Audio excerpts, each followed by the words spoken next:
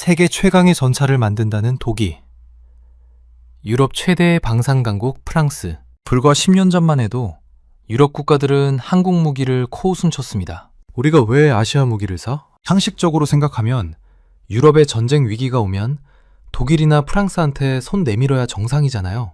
그런데 2026년 지금 폴란드는 한국 전차 180대를 들여왔고 노르웨이는 2조 5천억 원을 들고 한국 문을 두드리고 있습니다. 독일 전차?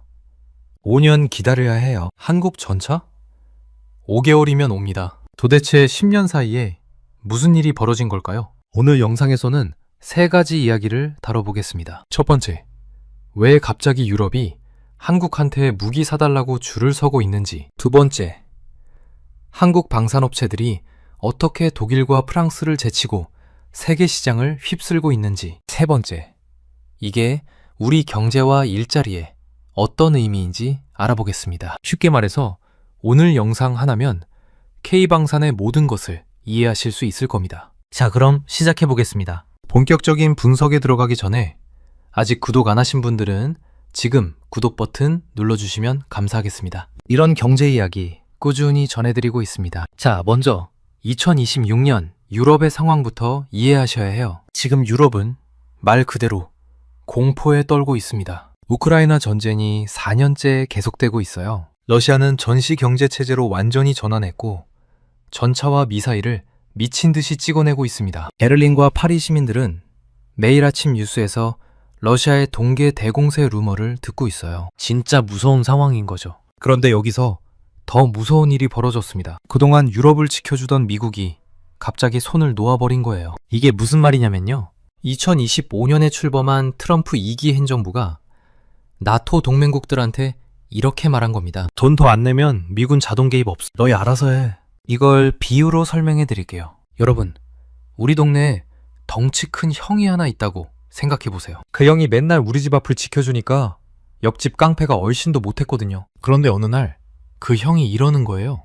야, 나 이제 바빠. 너희 용돈 더 안 주면 나 안 지켜줘. 유럽 입장에서 미국이 딱 이런 거예요. 70년 동안 지켜주던 형이 갑자기 딴청을 피우기 시작한 거죠. 그래서 유럽 국방장관들이 창구를 열어봤어요. 우리 무기 얼마나 있지? 결과가 충격적이었습니다. 탄약고는 텅 비어있고 장비는 다 녹슬어있고 냉전 끝나고 30년 동안 군축한다고 공장 다 닫아버렸거든요. 독일의 최신 레오파드 2AA 전차, 정말 좋은 전차예요. 그런데 연간 생산량이 50대밖에 안 됩니다. 폴란드는 당장 수백 대가 필요한데 50대 가지고 뭘 어떻게 해요?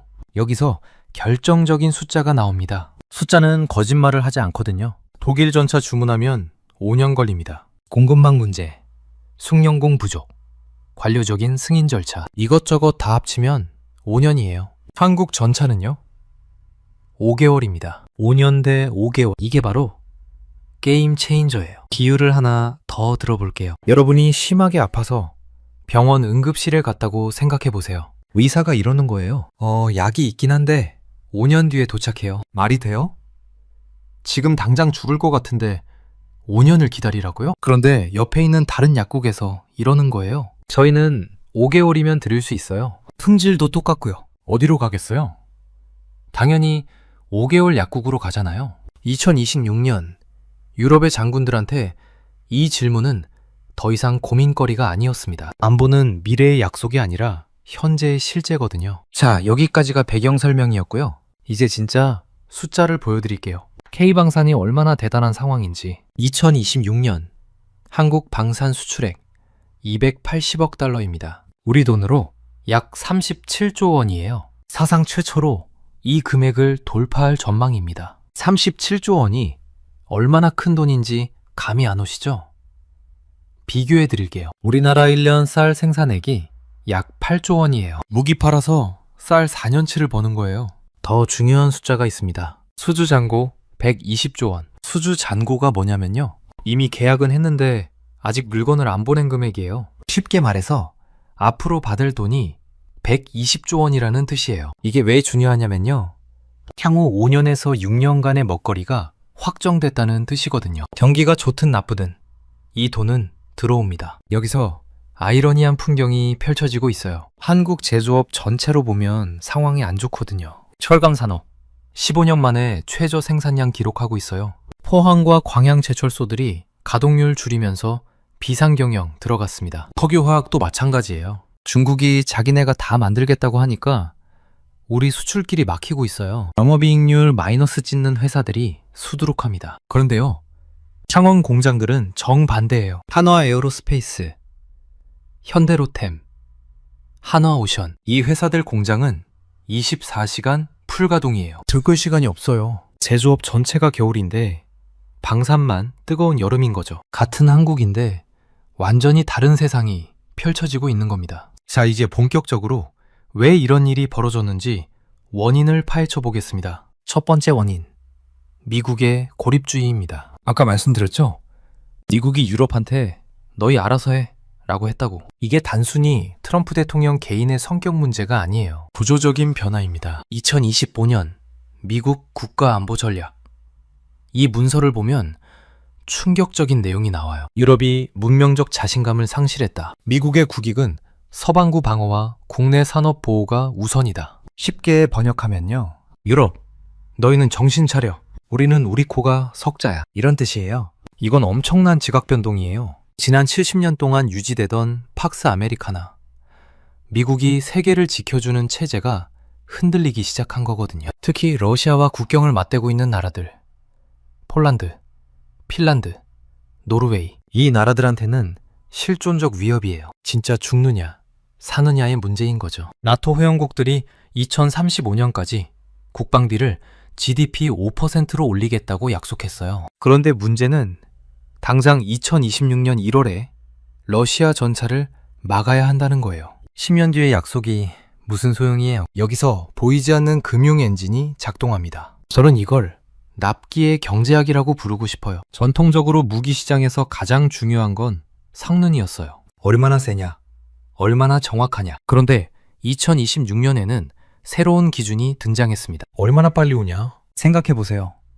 성능이 100점인 무기가 5년 뒤에 오는 것과 성능이 95점인 무기가 5개월 뒤에 오는 것. 지금 전쟁 위기인데 뭘 선택하겠어요? 당연히 95점짜리를 5개월 만에 받는 게 낫잖아요. 5년 뒤에 100점짜리 받으면 뭐해요? 그때 이미 전쟁 끝났을 수도 있는데. 이게 바로 한국이 독일과 프랑스를 이긴 비결이에요. 납기 자체가 전략 자산이 된 거죠. 금융에서 현재 가치라는 개념이 있어요. 미래의 100만 원보다 지금의 90만 원이 더 가치 있다는 거예요. 왜냐하면 지금 90만 원을 투자하면 미래에 100만 원 이상이 될 수 있으니까요. 무기도 마찬가지예요. 5년 뒤에 완벽한 전차보다 지금 당장 쓸 수 있는 전차가 더 가치 있는 거예요. 한국은 이 현재 가치를 제공할 수 있는 유일한 나라가 된 겁니다. 정리하면요, 첫 번째 원인은 미국이 빠지면서 생긴 안보 공백, 그리고 그 공백을 메울 수 있는 속도를 가진 나라가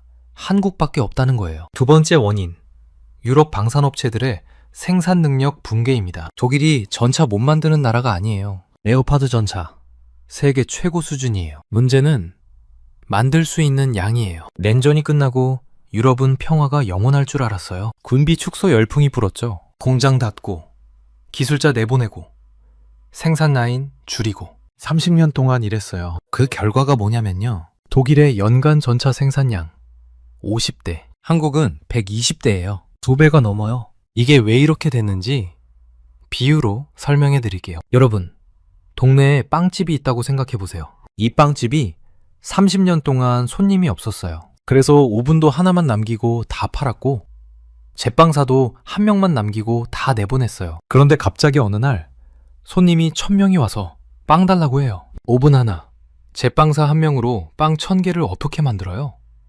불가능하잖아요. 독일 방산업체들이 딱 이 상황이에요. 갑자기 주문이 쏟아지는데 만들 능력이 없는 거예요. 더 심각한 건 이 상황이 금방 안 바뀐다는 거예요. 공장 새로 짓는데 3년 걸려요. 숙련공 양성하는데 5년 걸려요. 부품 공급망 재구축하는데 또 몇 년 걸려요. 유럽이 아무리 발버둥 쳐도 당장 생산량을 늘릴 방법이 없어요. 2026년, 2027년, 2028년 최소 이 기간 동안은 유럽 자체 생산으로는 수요를 못 맞춥니다. 그래서 외부에서 사올 수밖에 없는 거예요. 근데 미국도 자기네 물량 되느라 바쁘고 중국이나 러시아한테 살 수는 없잖아요. 남은 선택지가 뭐겠어요?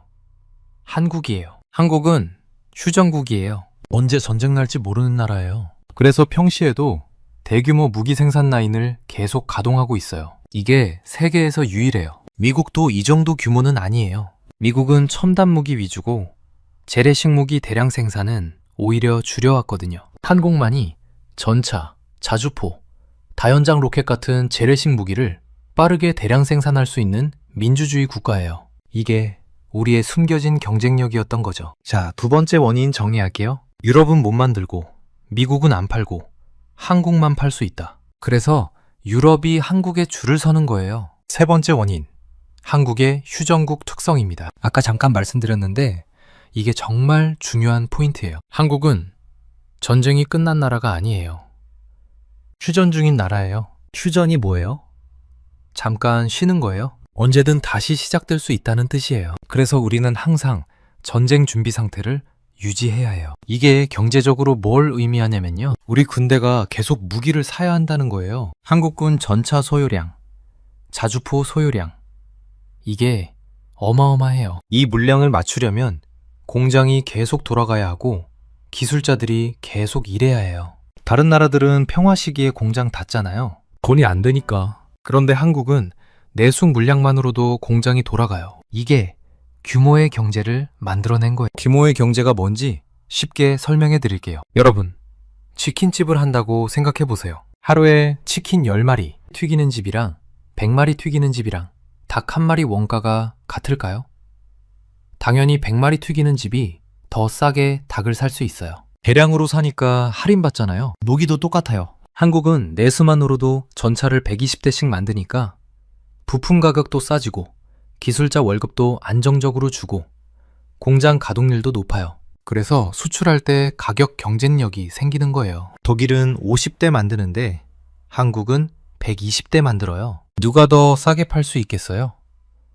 당연히 한국이죠. 여기서 재밌는 역설이 생겨요. 북한 덕분에 우리가 돈을 번다? 이상하게 들리실 수 있는데 경제적으로 보면 그래요. 북한 위협 때문에 우리가 군비를 계속 유지해야 했고 그 덕분에 방산 생산 능력을 잃지 않았어요. 그리고 그 능력이 지금 세계 시장에서 빛을 발하고 있는 거죠. 물론 북한 위협이 좋은 거라는 말은 절대 아니에요. 그런데 그 위협에 대비하면서 쌓은 역량이 뜻밖의 결과를 낳은 거예요. 세상 참 아이러니하죠. 네 번째 원인, 기술 이전에 관대한 한국식 방산 세일주의입니다. 미국 무기 사본 적 있으세요?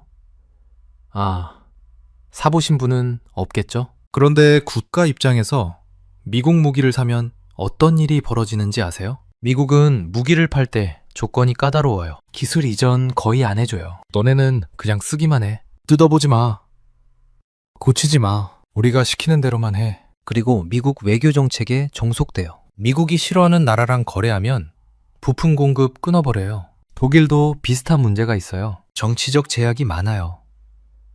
독일 정부가 무기 수출 승인하는데 시간이 오래 걸려요. 정치적으로 민감한 지역에는 안 팔기도 하고요. 사우디아라비아 같은 나라에 무기 파는 거 국내에서 엄청 반대하거든요. 그래서 구매하는 나라 입장에서는 불안해요. 언제 공급 끊길지 모르니까. 한국은 달라요. 우리는 기술 이전에 관대합니다. 폴란드 사례를 볼게요. 한국이 폴란드에 K2 전차를 팔면서 뭘 했냐면요. 폴란드 공장에 생산 설비 지어줬어요. 기술자들 보내서 폴란드 사람들 교육시켜줬어요. 나중에는 폴란드에서 직접 전차 만들 수 있게 해준 거예요. 이걸 K2PL이라고 불러요. 폴란드형 K2 전차예요. 폴란드 땅에서 폴란드 사람이 한국 기술로 전차를 만드는 거예요. 미국이나 독일 같았으면 절대 이렇게 안 해줘요. 기술 빼가면 어떡해? 경쟁자 만들면 어떡해? 이렇게 생각하거든요. 한국은 다르게 생각해요. 함께 성장하자. 너희가 잘 되면 우리한테도 좋다. 왜냐면 부품은 계속 우리한테 사야 하고 업그레이드도 우리한테 맡겨야 하니까. 장기적으로 보면 이게 더 많은 돈을 버는 방법이에요. 일회성 판매가 아니라 장기적인 파트너십을 만드는 거죠. 여기에 정치적 중립성이라는 카드도 있어요. 미국 무기 사면 미국 편이 되어야 해요. 중국이나 러시아 무기 사면 그쪽 편이 되는 거고요. 그런데 한국은요? 자유민주주의 진영이긴 한데 강대국은 아니에요. 중견국이에요. 그래서 한국 무기를 사도 특정 강대국에 종속되는 느낌이 적어요. 2026년 복잡한 국제 정세에서 한국산 무기는 정치적 리스크 없이 살 수 있는 최고 성능의 무기라는 독보적인 포지션을 갖게 된 거예요. 자, 4가지 원인 다 설명해 드렸어요. 정리 한번 할게요. 하나, 미국이 유럽 안보에서 손을 떼면서 안보 공백이 생겼다. 둘, 유럽 방산업체들은 30년 동안 군축해서 생산 능력이 바닥이다. 셋, 한국은 휴전국 특성상 대량 생산 체제를 유지해왔다. 넷, 한국은 기술 이전에 관대하고 정치적 리스크가 적다. 이 4가지가 맞물리면서 K방산의 황금기가 열린 거예요. 그런데 이런 일이 역사상 처음일까요? 아니에요. 비슷한 사례가 있었어요. 시계 바늘을 1940년대로 돌려볼게요. 제2차 세계대전 때 미국이 민주주의의 병기고라는 별명을 얻었어요. 그때 유럽은 히틀러한테 밀리고 있었어요. 영국은 버티고 있었지만 무기가 부족했어요. 자기네 공장은 폭격당해서 생산이 안 되고, 그때 미국이 뭘 했냐면요, 랜드리스법이라는 걸 만들어서 영국과 소련에 무기를 퍼부었어요. 전차, 비행기, 트럭, 식량, 없는 게 없었어요. 미국이 그렇게 할 수 있었던 이유가 뭘까요? 미국은 전쟁터에서 멀리 떨어져 있었어요. 공장이 폭격당하지 않았죠. 그리고 어마어마한 제조업 능력이 있었어요. 자동차 공장을 전차 공장으로 바꾸고, 세탁기 공장을 총 공장으로 바꾸고, 미친 듯이 생산했어요. 2026년에 한국이 딱 그 위치에 있는 거예요. 유럽은 전쟁 위협에 떨고 있고 생산 능력은 없고, 한국은 안전한 곳에서 대량 생산 능력을 갖추고 있고, 80년 전 미국이 했던 역할을 지금 한국이 하고 있는 거죠. 다른 사례도 볼게요. 일본의 한국전쟁 특수예요. 1950년 한국전쟁이 터졌을 때 일본 경제가 어땠는지 아세요?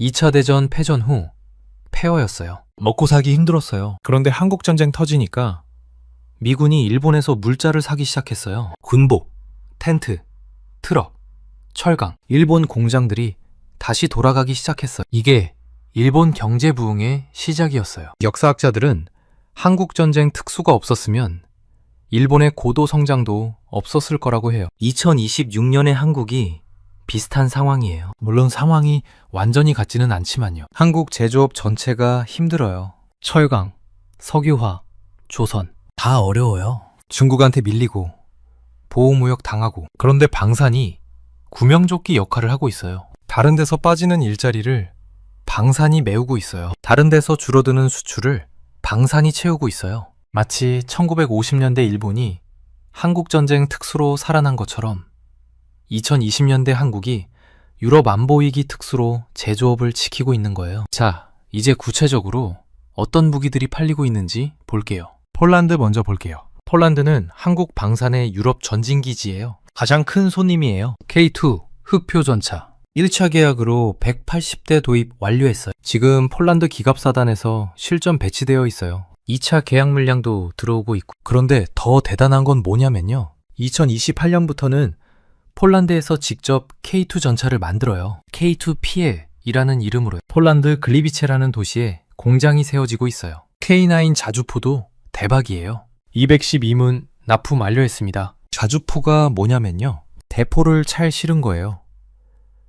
쏘고 바로 도망갈 수 있어요. 현대전에서 엄청 중요한 무기예요. 폴란드가 K9 212문을 도입하면서 나토 동구전선에서 가장 강력한 포병 전력을 갖추게 됐어요. 유럽에서 제일 센 대포 부대가 된 거예요. 천무 다연장 로켓, 이것도 빠질 수 없어요. 다연장 로켓이 뭐냐면요, 로켓을 한꺼번에 여러 발 쏘는 무기예요. 비 오듯이 쏟아붓는 거죠. 엄청 무서운 무기예요. 폴란드에서는 이걸 호마르 K라고 불러요. 한화 에어로스페이스하고 폴란드 회사가 합작해서 폴란드 공장에서 유도탄을 직접 생산하기 시작했어요. 한국 기술, 폴란드 트럭, 폴란드 공장, 이게 융합된 거예요. 단순히 물건 파는 게 아니라 함께 만드는 파트너가 된 거죠. 노르웨이 이야기도 해볼게요. 노르웨이는 북극의 파수꾼이에요. 노르웨이 위치가 어디냐면요, 러시아 북방함대 바로 옆이에요. 러시아 핵 잠수함들이 무르만스크라는 항구에 있는데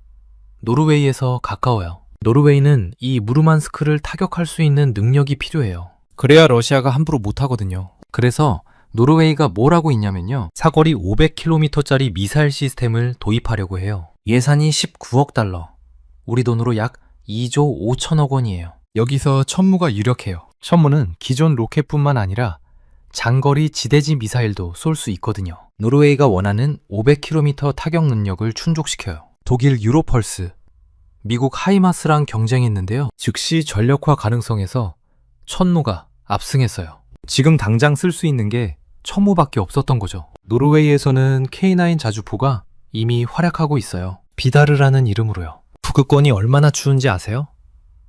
영하 30도, 40도 떨어져요. 이런 극한 환경에서 무기가 제대로 작동해야 해요. K가인 비다르가 노르웨이 혹한 환경에서 완벽한 작전 능력을 보여줬어요. 시동 한 번에 걸리고 발사도 문제없고, 이게 한국 무기의 신뢰성을 증명한 거예요. 가성비만 좋은 게 아니라 신뢰성도 세계 최고라는 걸 보여준 거죠. 아쉬운 소식도 있어요. 노르웨이 호위함 사업에서는 졌거든요. 하나오션하고 HD 현대중공업이 노르웨이 해군 호위함 사업에 뛰어들었는데 영국 타이프 26 호위함한테 밀렸어요. 영국이랑 노르웨이가 오랜 해상 파트너여서 그런 것 같아요. 그런데요, 이 패배가 오히려 전화위복이 될 수도 있어요. 지금 한국 조선업계가 잠수함 사업에 집중하고 있거든요. 노르웨이가 독일 잠수함을 사기로 했는데 비용 상승하고 납기 지연되고 있어요. 추가 전력 확보를 위해 한국 KSS-3 잠수함이 거론되고 있어요. 캐나다에서도 유력 후보로 부상했고요. 자, 지금까지 폴란드랑 노르웨이 이야기를 했는데요. 이게 우리 경제에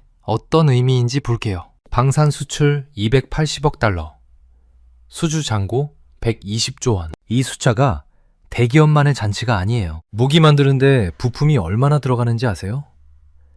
K2 전차 한 대에 부품이 수만 개 들어가요. 이 부품들을 중소기업들이 만들어요. 엔진 부품, 변속기 부품, 유압장치, 통신장비. 전차 한 대 수출하면 수백 개 중소기업이 같이 돈 버는 구조예요. 숫자로 보여드릴게요. 2024년 K방산 중소기업 매출 합계가 6.7조 원이었어요. 2026년에는 8.5조 원으로 늘어날 전망이에요. 26.8% 증가예요. 더 놀라운 건 영업이익이에요. 2024년 5,154억 원에서 2026년 9,800억 원으로 거의 2배 가까이 늘어나요. 90.1% 증가예요. 영업이익률도 7.6%에서 11.5%로 올라가요. 자동차 부품 만들 때는 마진 2~3%였는데 방산 부품 만드니까 10%가 넘어요. 참원의 한 중소기업 대표가 이런 말을 했어요. 자동차 부품 깎던 기계들이 이제 전차 변속기 부품을 깎고 있습니다.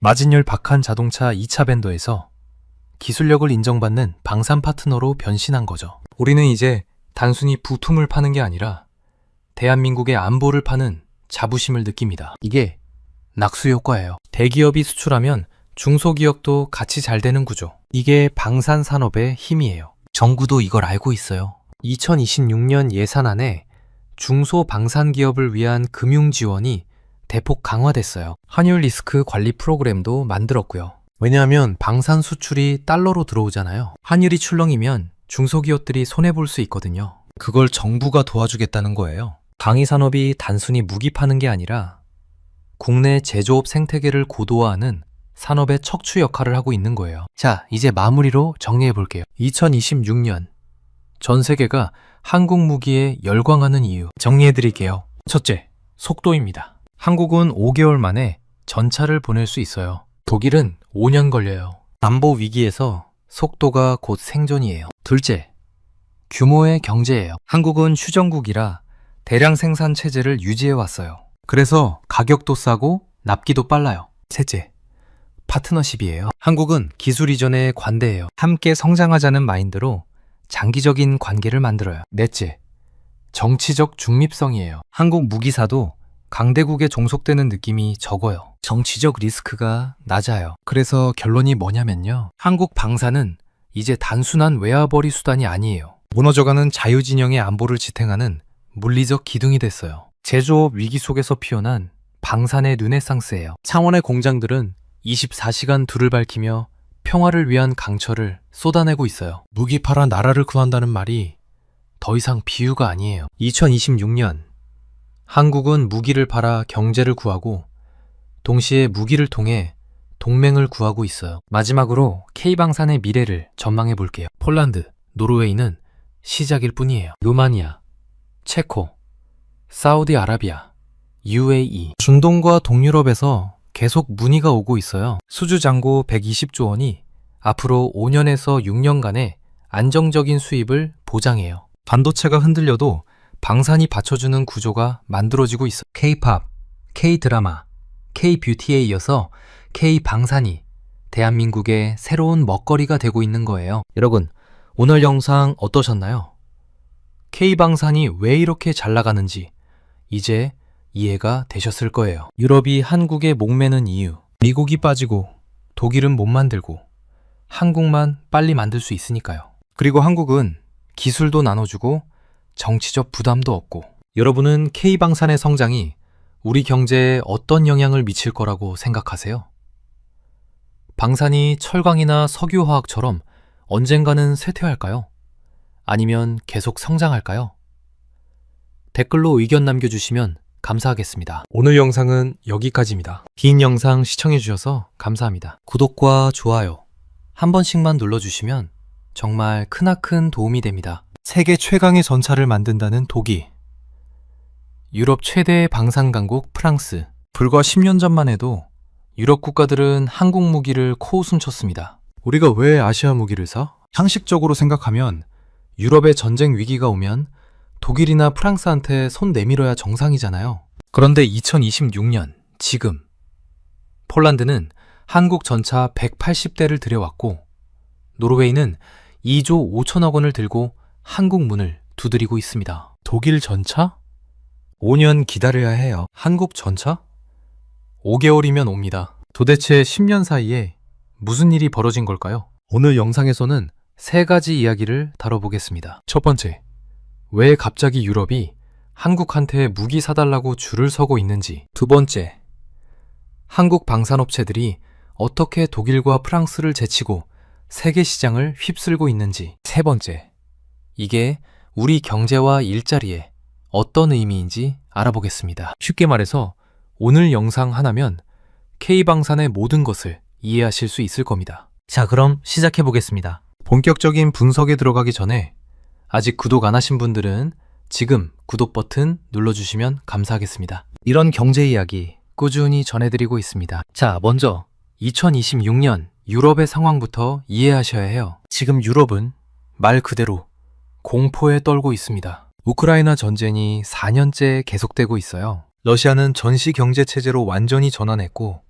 전차와 미사일을 미친 듯이 찍어내고 있습니다. 베를린과 파리 시민들은 매일 아침 뉴스에서 러시아의 동계 대공세 루머를 듣고 있어요. 진짜 무서운 상황인 거죠. 그런데 여기서 더 무서운 일이 벌어졌습니다. 그동안 유럽을 지켜주던 미국이 갑자기 손을 놓아버린 거예요. 이게 무슨 말이냐면요. 2025년에 출범한 트럼프 2기 행정부가 나토 동맹국들한테 이렇게 말한 겁니다. 돈 더 안 내면 미군 자동 개입 없어. 너희 알아서 해. 이걸 비유로 설명해 드릴게요. 여러분, 우리 동네에 덩치 큰 형이 하나 있다고 생각해 보세요. 그 형이 맨날 우리 집 앞을 지켜주니까 옆집 깡패가 얼씬도 못했거든요. 그런데 어느 날 그 형이 이러는 거예요. 야, 나 이제 바빠. 너희 용돈 더 안 주면 나 안 지켜줘. 유럽 입장에서 미국이 딱 이런 거예요. 70년 동안 지켜주던 형이 갑자기 딴청을 피우기 시작한 거죠. 그래서 유럽 국방장관들이 창구를 열어봤어요. 우리 무기 얼마나 있지? 결과가 충격적이었습니다. 탄약고는 텅 비어있고 장비는 다 녹슬어 있고 냉전 끝나고 30년 동안 군축한다고 공장 다 닫아버렸거든요. 독일의 최신 레오파드 2AA 전차, 정말 좋은 전차예요. 그런데 연간 생산량이 50대밖에 안 됩니다. 폴란드는 당장 수백 대가 필요한데 50대 가지고 뭘 어떻게 해요? 여기서 결정적인 숫자가 나옵니다. 숫자는 거짓말을 하지 않거든요. 독일 전차 주문하면 5년 걸립니다. 공급망 문제, 숙련공 부족, 관료적인 승인 절차, 이것저것 다 합치면 5년이에요. 한국 전차는요? 5개월입니다. 5년 대 5개월. 이게 바로 게임 체인저예요. 비유를 하나 더 들어볼게요. 여러분이 심하게 아파서 병원 응급실에 갔다고 생각해 보세요. 의사가 이러는 거예요. 약이 있긴 한데 5년 뒤에 도착해요. 말이 돼요? 지금 당장 죽을 것 같은데 5년을 기다리라고요? 그런데 옆에 있는 다른 약국에서 이러는 거예요. 저희는 5개월이면 드릴 수 있어요. 품질도 똑같고요. 어디로 가겠어요? 당연히 5개월 약국으로 가잖아요. 2026년 유럽의 장군들한테 이 질문은 더 이상 고민거리가 아니었습니다. 안보는 미래의 약속이 아니라 현재의 실제거든요. 자, 여기까지가 배경 설명이었고요. 이제 진짜 숫자를 보여드릴게요. K방산이 얼마나 대단한 상황인지. 2026년 한국 방산 수출액 280억 달러입니다. 우리 돈으로 약 37조 원이에요. 사상 최초로 이 금액을 돌파할 전망입니다. 37조 원이 얼마나 큰 돈인지 감이 안 오시죠? 비교해 드릴게요. 우리나라 1년 쌀 생산액이 약 8조 원이에요. 무기 팔아서 쌀 4년치를 버는 거예요. 더 중요한 숫자가 있습니다. 수주 잔고 120조 원. 수주 잔고가 뭐냐면요. 이미 계약은 했는데 아직 물건을 안 보낸 금액이에요. 쉽게 말해서 앞으로 받을 돈이 120조 원이라는 뜻이에요. 이게 왜 중요하냐면요.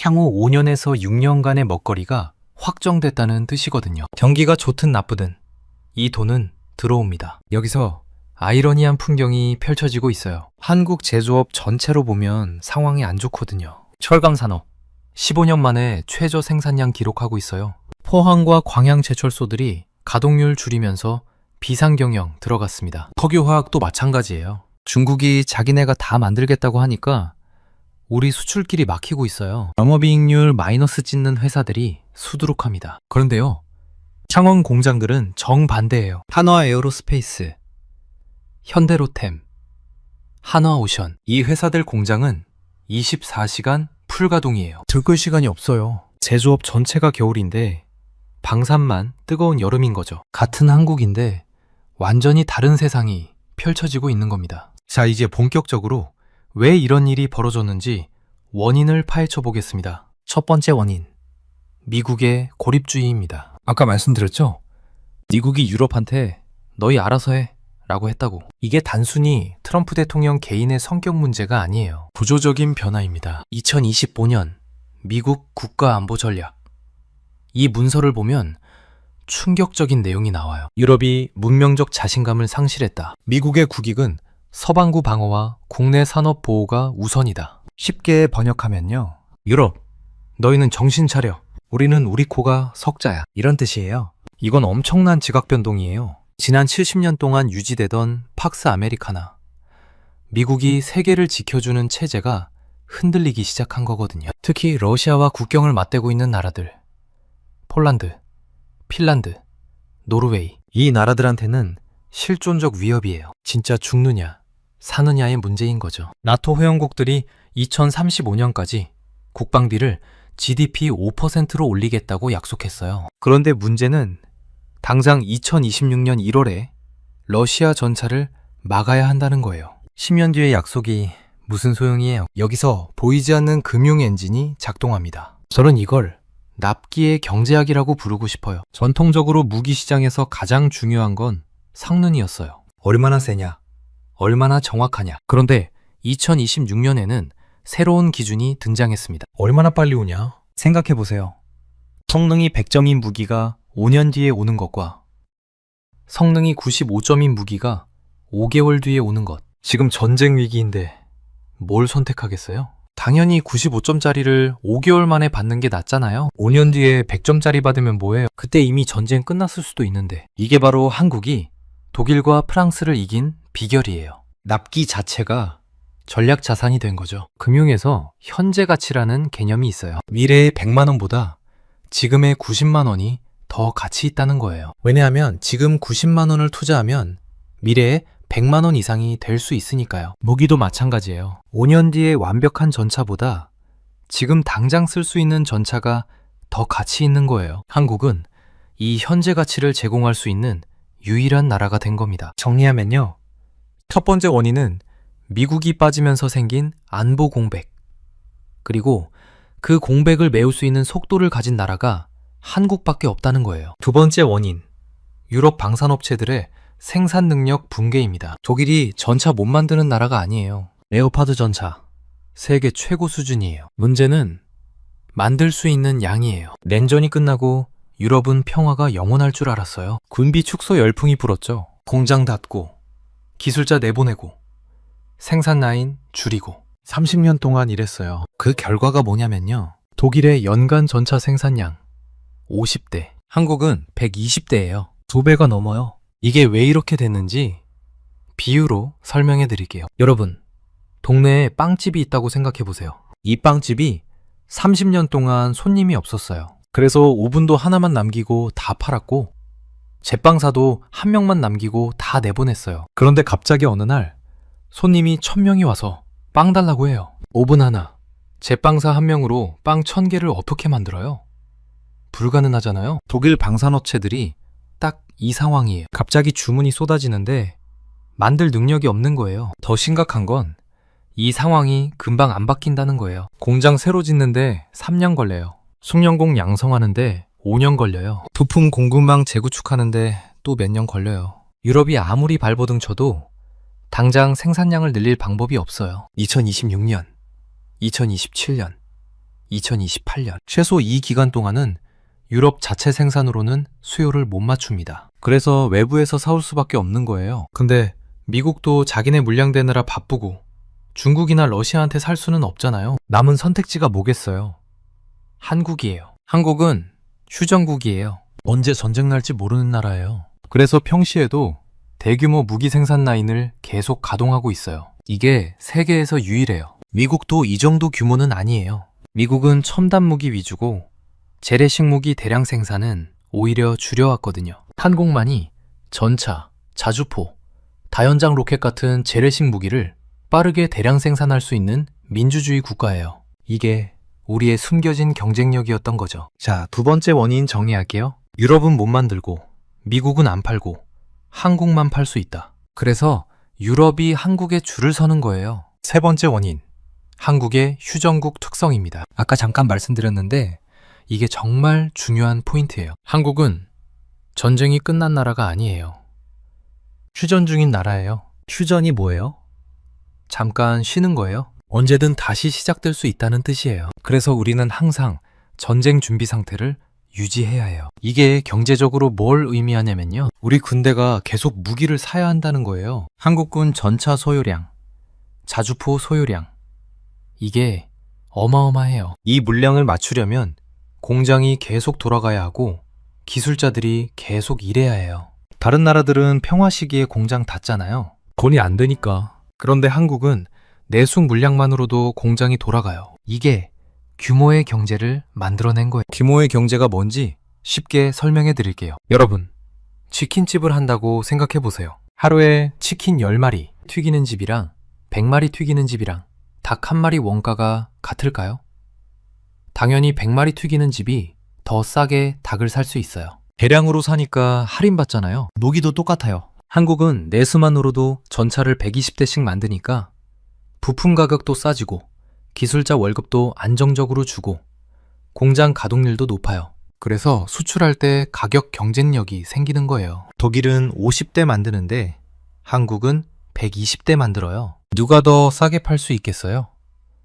당연히 한국이죠. 여기서 재밌는 역설이 생겨요. 북한 덕분에 우리가 돈을 번다? 이상하게 들리실 수 있는데 경제적으로 보면 그래요. 북한 위협 때문에 우리가 군비를 계속 유지해야 했고 그 덕분에 방산 생산 능력을 잃지 않았어요. 그리고 그 능력이 지금 세계 시장에서 빛을 발하고 있는 거죠. 물론 북한 위협이 좋은 거라는 말은 절대 아니에요. 그런데 그 위협에 대비하면서 쌓은 역량이 뜻밖의 결과를 낳은 거예요. 세상 참 아이러니하죠. 네 번째 원인, 기술 이전에 관대한 한국식 방산 세일주의입니다. 미국 무기 사본 적 있으세요? 사보신 분은 없겠죠? 그런데 국가 입장에서 미국 무기를 사면 어떤 일이 벌어지는지 아세요? 미국은 무기를 팔 때 조건이 까다로워요. 기술 이전 거의 안 해줘요. 너네는 그냥 쓰기만 해. 뜯어보지 마. 고치지 마. 우리가 시키는 대로만 해. 그리고 미국 외교 정책에 종속돼요. 미국이 싫어하는 나라랑 거래하면 부품 공급 끊어버려요. 독일도 비슷한 문제가 있어요. 정치적 제약이 많아요.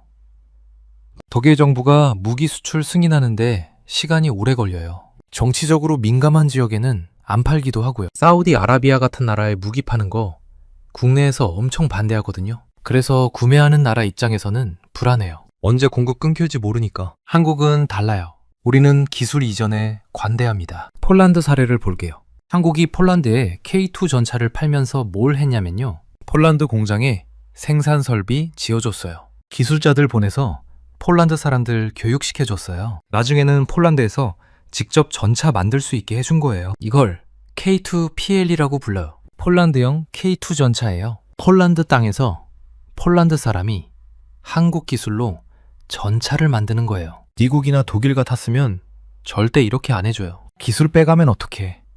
경쟁자 만들면 어떡해? 이렇게 생각하거든요. 한국은 다르게 생각해요. 함께 성장하자. 너희가 잘 되면 우리한테도 좋다. 왜냐면 부품은 계속 우리한테 사야 하고 업그레이드도 우리한테 맡겨야 하니까. 장기적으로 보면 이게 더 많은 돈을 버는 방법이에요. 일회성 판매가 아니라 장기적인 파트너십을 만드는 거죠. 여기에 정치적 중립성이라는 카드도 있어요. 미국 무기 사면 미국 편이 되어야 해요. 중국이나 러시아 무기 사면 그쪽 편이 되는 거고요. 그런데 한국은요? 자유민주주의 진영이긴 한데 강대국은 아니에요. 중견국이에요. 그래서 한국 무기를 사도 특정 강대국에 종속되는 느낌이 적어요. 2026년 복잡한 국제 정세에서 한국산 무기는 정치적 리스크 없이 살 수 있는 최고 성능의 무기라는 독보적인 포지션을 갖게 된 거예요. 자, 4가지 원인 다 설명해 드렸어요. 정리 한번 할게요. 하나, 미국이 유럽 안보에서 손을 대면서 안보 공백이 생겼다. 둘, 유럽 방산업체들은 30년 동안 군축해서 생산 능력이 바닥이다. 셋, 한국은 휴전국 특성상 대량 생산 체제를 유지해왔다. 넷, 한국은 기술 이전에 관대하고 정치적 리스크가 적다. 이 4가지가 맞물리면서 K방산의 황금기가 열린 거예요. 그런데 이런 일이 역사상 처음일까요? 아니에요. 비슷한 사례가 있었어요. 시계 바늘을 1940년대로 돌려볼게요. 제2차 세계대전 때 미국이 민주주의의 병기고라는 별명을 얻었어요. 그때 유럽은 히틀러한테 밀리고 있었어요. 영국은 버티고 있었지만 무기가 부족했어요. 자기네 공장은 폭격당해서 생산이 안 되고, 그때 미국이 뭘 했냐면요. 랜드리스법이라는 걸 만들어서 영국과 소련에 무기를 퍼부었어요. 전차, 비행기, 트럭, 식량, 없는 게 없었어요. 미국이 그렇게 할 수 있었던 이유가 뭘까요? 미국은 전쟁터에서 멀리 떨어져 있었어요. 공장이 폭격당하지 않았죠. 그리고 어마어마한 제조업 능력이 있었어요. 자동차 공장을 전차 공장으로 바꾸고 세탁기 공장을 총 공장으로 바꾸고 미친 듯이 생산했어요. 2026년에 한국이 딱 그 위치에 있는 거예요. 유럽은 전쟁 위협에 떨고 있고 생산 능력은 없고, 한국은 안전한 곳에서 대량 생산 능력을 갖추고 있고, 80년 전 미국이 했던 역할을 지금 한국이 하고 있는 거죠. 다른 사례도 볼게요. 일본의 한국전쟁 특수예요. 1950년 한국전쟁이 터졌을 때 일본 경제가 어땠는지 아세요?